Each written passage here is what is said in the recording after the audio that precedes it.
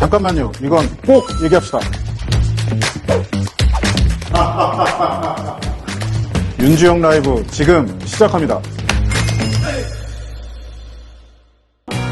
윤주영 라이브 세 번째 코너 윤주영의 시선 첫 번째 이야기는 부천시 재정을 주제로 열어보겠습니다. 도시가 많이 변화를 하더라고요.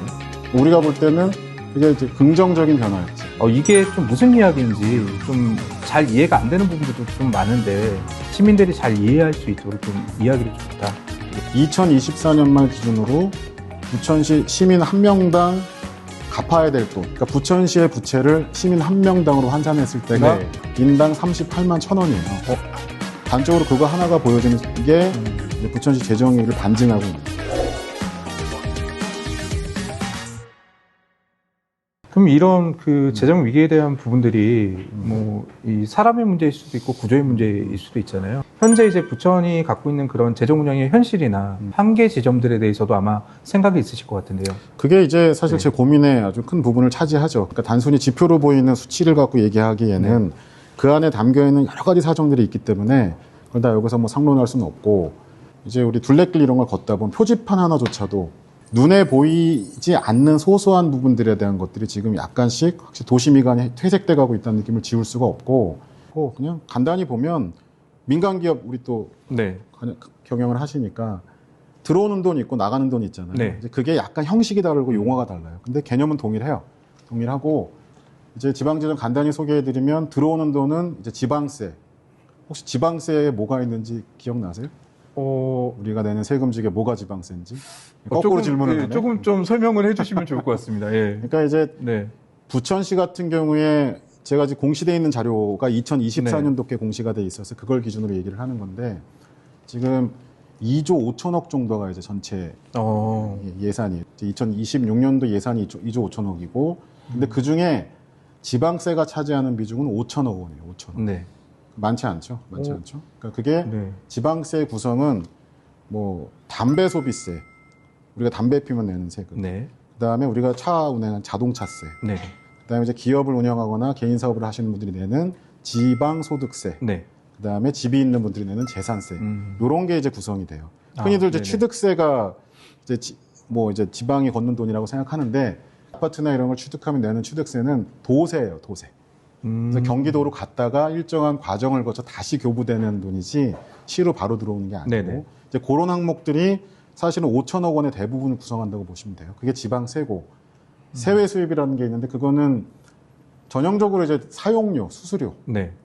그런 개념으로 보시면 되고, 우리 기업이나 개인들이 부동산을 팔면은 돈이 들어오잖아요. 마찬가지로 부천시가 갖고 있는 네. 땅이나 건물을 팔 때 들어오는 돈이 또 세외 수입. 그 지방세와 세외 수입이 이제 세입의 가장 큰 부분을 차지하는데, 문제는 부천시 같은 경우 지금 이제 지방세나 세외 수입 이런 것들이 이제 부천시 전체를 운영하는데 많이 모자라니까 여러 가지 문제가 발생하고 있다. 뭐 그렇게 네. 일단, 그러니까 아까 말씀드렸지만 써야 될 돈 중에 자체적으로 조달하는 돈이 27.4%예요. 한때 50%를 넘던 도시인데. 네. 시민들이 느낄 때 크게 뭐가 달라질 건 없을 텐데, 네. 제가 우려하는 거는 그냥 기본적으로 유지해야 될 도시 기능에는 이제 중앙정부나 경기도 등의 어떤 지원 내지 이런 것들을 통해서 해결을 해나가겠지만, 네.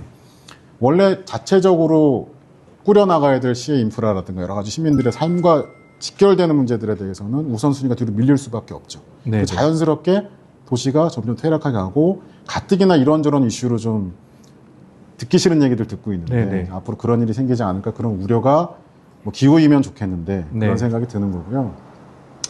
얘기를 좀 이어서 얘기하면 그런 원인이 뭐냐. 네.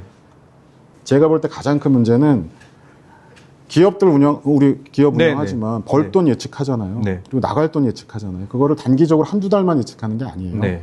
적어도 건전한 기업을 유지하는 기업인이라면 적어도 몇 년 단위로 내가 들고 날 돈이 얼마인지 예측해서. 그렇죠? 똑같아요. 이런 부천시 같은 경우도 보통 시장 임기가 4년입니다. 4년. 4년이에요. 네네. 근데 부천시 지금 예산이 1년에 2조 5천억이에요. 네. 그러면 4년이면 얼마를 씁니까? 10조의 운영 권한을 갖고 있어요. 네. 그렇죠? 물론 그 중에 절반 이상은 마음대로 쓸 수 있는 돈이 아니에요. 특히 절반 이상이 다 복지비 예산이기 때문에 그렇지만, 적어도 시정의 운영을 책임지는 분들은 제가 볼 때는 자기가 민간 기업에서 기업을 운영한다 그러면 당연히 그럴 텐데 근데 그분들은 오너가 아니야. 한시적 입장에서 일을 한단 말이에요. 자기 임기가 정해져 있어. 그 기간 내에서만 모든 의사결정을 한단 말이에요. 그런 게 가장 큰 문제고 무슨 네. 말씀이냐면 적어도 진짜 애정이 있는 분이라면 진짜 자신의 개인적 이해감각이 아니라 작금의 부천의 재정위 같은 게 왔을 때 이걸 해결하려면 좀 긴 시간으로 자기가 떠나도 네. 자기가 시장을 그만둬도 뭐 지금 있는 분을 비판하는 건 절대 아닙니다. 일반적인 얘기를 하는 거예요.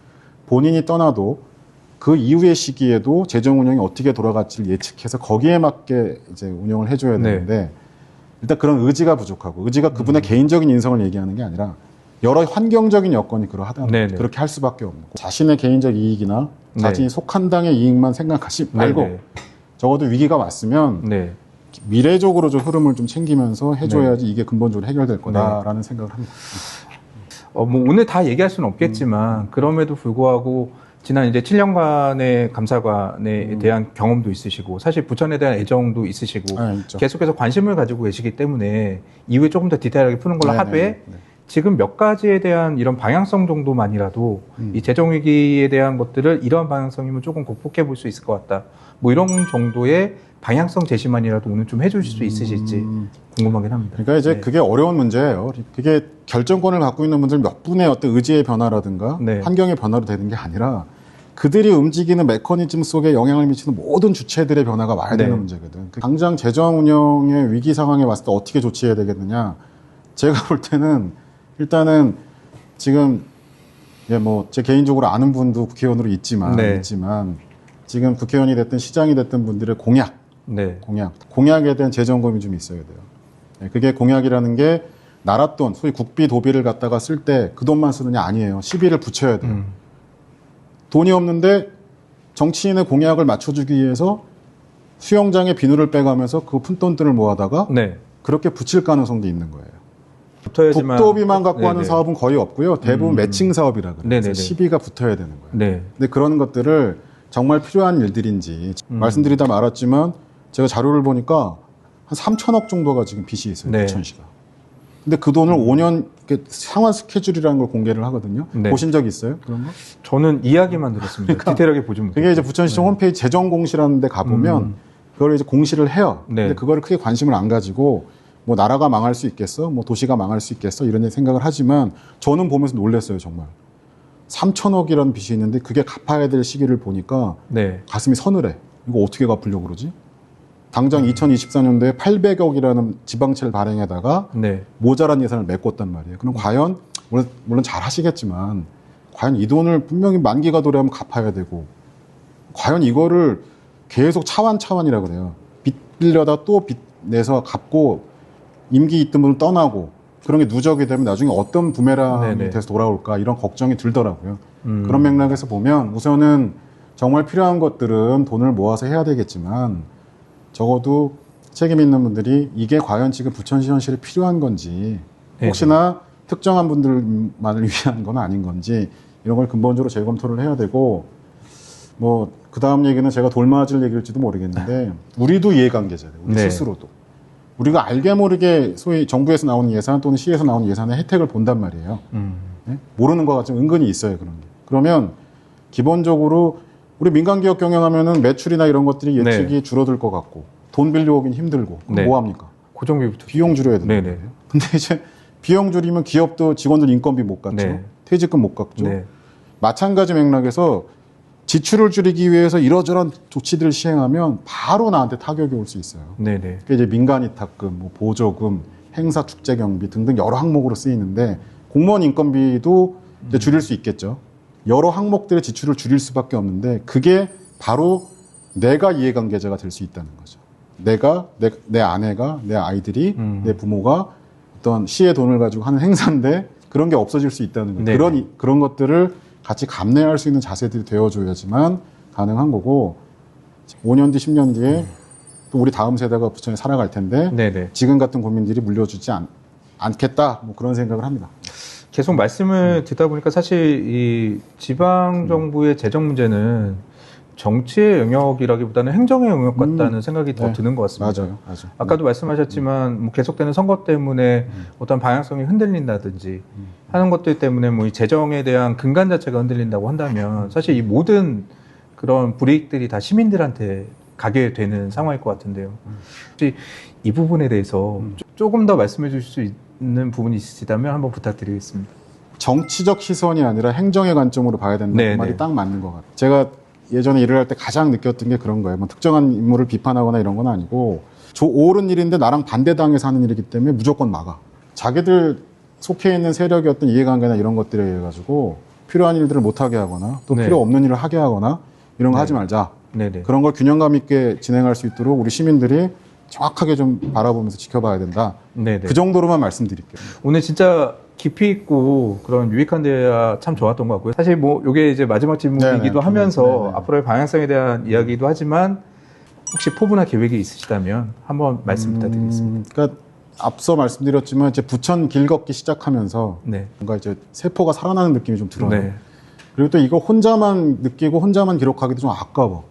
그래서 제 생각은 이제 부천의 과거나 네. 또 지금 현재 이런 거 기록해서 네. 알리는 거. 또 이게 나중에 세월이 흐르면 개인적으로 추억도 될 거고 네. 좀 과학의 표나 사료가 될 수도 있는 거니까 그런 쪽에 많은 관심을 갖고 있고요.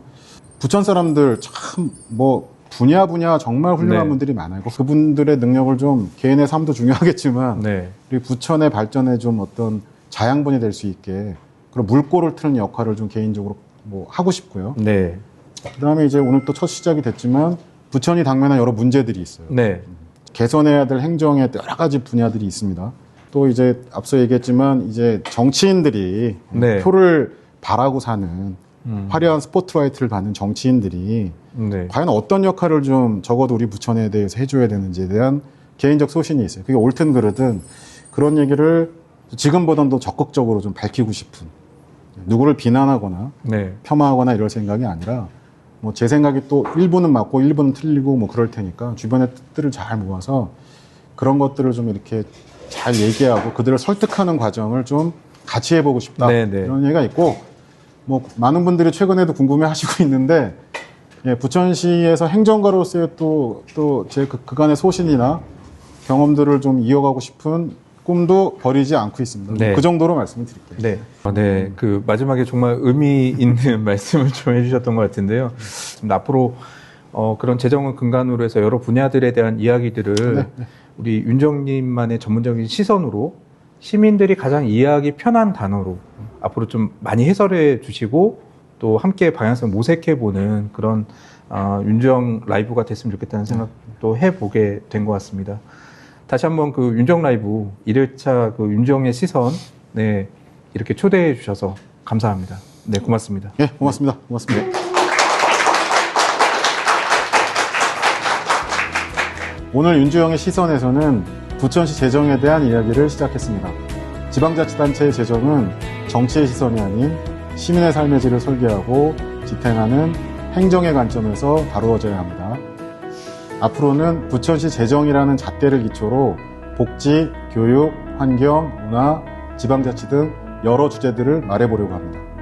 다음 윤주영 라이브에서 뵙겠습니다. 감사합니다.